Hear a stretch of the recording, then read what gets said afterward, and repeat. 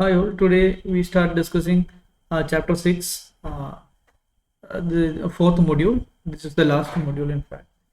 Uh, in the finite dimensional case, we have utilized the ordered basis to represent such transformation by matrices, and this representation adds to our insight into their behavior. That means we have uh, defined matrix representation of a linear transformation, and if that linear transformation is invertible, then we have proved that the matrix is invertible, and using the properties of that matrices we can easily find out the properties of linear transformation. So the representation of linear transformation by a matrix is very useful thing.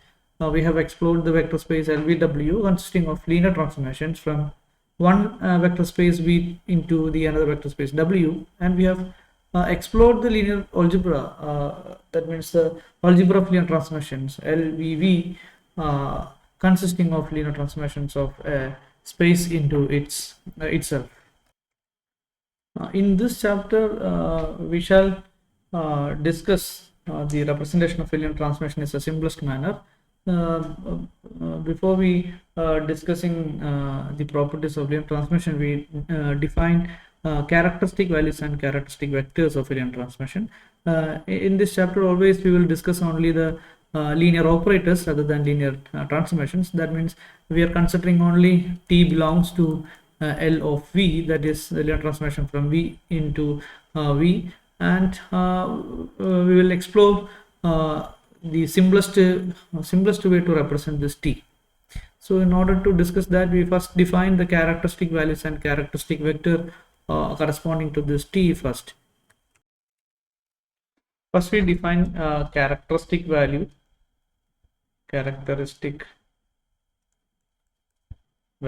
of t belongs to L of V. So this is a linear transformation on V, where V is a vector space, over F. V is a vector space over F. That means the underlying field is this capital F, and a scalar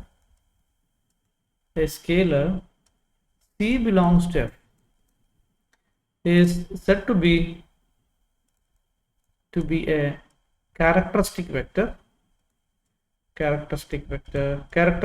not vector, characteristic value of t if there is a non-zero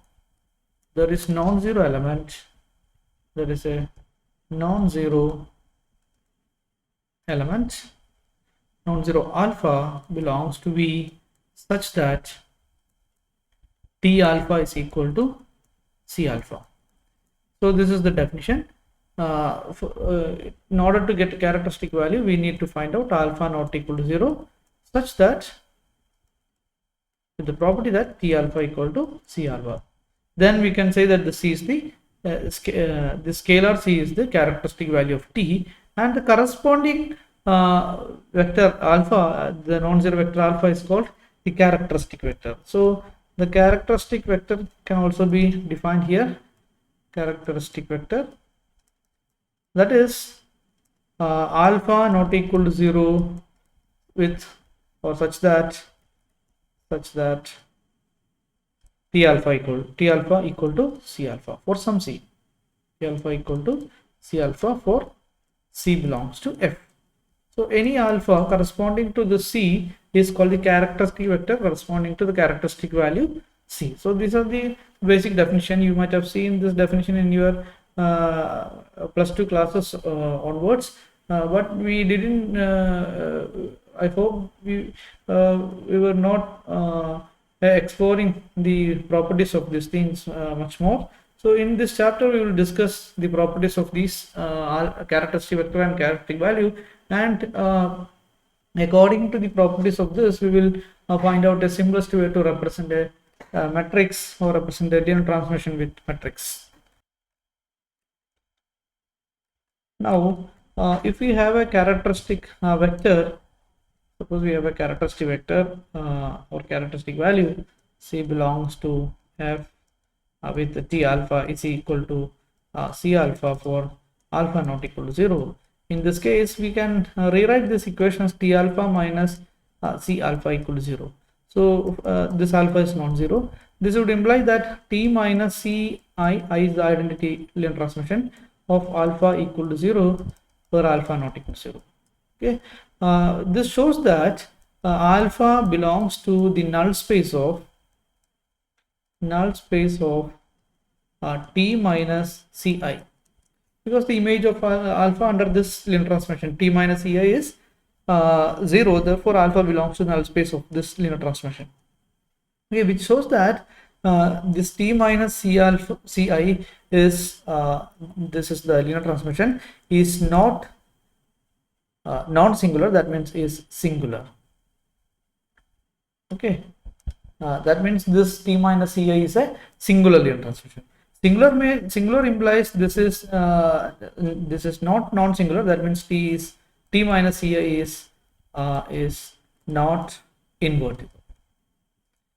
Okay, so by using a ordered basis, you can think of the matrix of this T minus Ci. Then if you can construct such matrix, then we call the matrix of if you by choosing a ordered basis, you can write the matrix of T minus Ci has this same property. That means this matrix is not invertible. Okay, that means T minus determinant of the matrix of T minus Ci, and it is defined to be the determinant of this transformation itself is equal to 0. Okay, so these are the implications whenever we assume that the first implication, if C is a characteristic value, then consequently you can write this T minus Ci is singular transmission. Consequently you can get this determinant of T minus Ci is equal to 0. Determinant of T minus Ci is defined to be the determinant of the matrix of T minus Ci relative to some basis B. Okay, so you got this implication of 1 implies 2, that implies 3. Okay, now you assume 3, that means determinant of T minus Ci equal to 0. Then you can easily get T minus Ci is the transformation T minus Ci is not invertible. Okay, T minus Ci is not invertible means this linear transformation T minus Ci is not invertible means non-singular, because this from T minus Ci is from V to V, then this is a linear operator. So this is the linear transformation from dimension, these are only finite dimensional vector spaces. If you consider this, then dimension of V is n, then you can say that every linear linear transformation is always onto or one-oneness if and only if onto-ness. So once you got this is not linear, this is not invertible, then the T minus Ci, the linear map T minus Ci is not non-singular. That means T minus Ci is singular. T minus Ci is singular means T minus the null space of nullity of this not equal to 0. This shows that there exists an element alpha belongs to V such that T minus Ci of alpha equal to 0. That implies T alpha is equal to C alpha, which shows that C is a characteristic value. Okay, so these things, so you can imply this 3 implies to 1. Then from these we can say that these 3 statements are equivalent statements, because 1 implies 2, 2 implies 3, and 3 implies 1. So these are equivalent statements. So this is considered as theorem 1 in our section 6.2. The determinant criterion 3, that is determinant of T minus Ci equal to 0 if and only if C is characteristic value, is very important, because it tells us where to look for the characteristic values of T. That means this can be considered as the a way to estimating the characteristic values. Okay,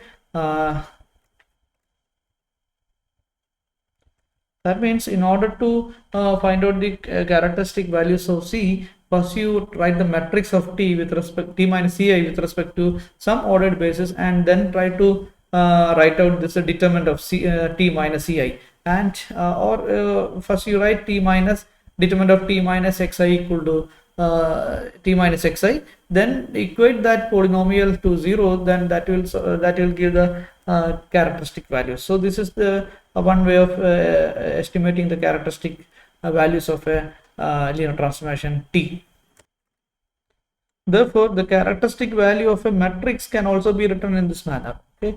Now, if we start with an n by n matrix A, then the characteristic value of that n by n matrix A is considered as the value C belongs to the corresponding field with AX equal to CX or A alpha is equal to C alpha. So this definition of this characteristic value of linear transformation leads to define the characteristic value of a n by n square matrix.